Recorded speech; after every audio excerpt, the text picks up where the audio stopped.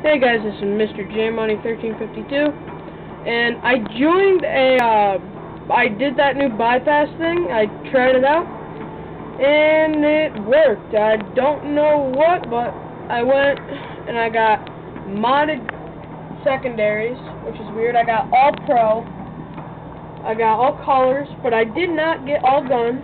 I got, let's see, let's go to assault. I got all of them new, but they're not unlocked.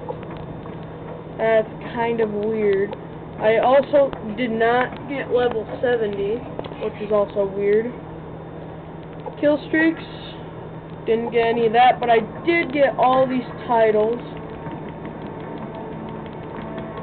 And I also did get most of the emblems, which is pretty cool. This is not my original account.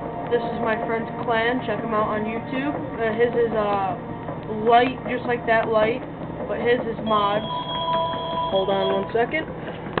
Alright, I'm back. Sorry, little phone call. Friend. He was actually the other person in this clan. He made it up. Well, if you guys want me to teach you how to bypass, I will make a video on it and I will teach you how to bypass. And thank you guys. Talk to you later. See you later.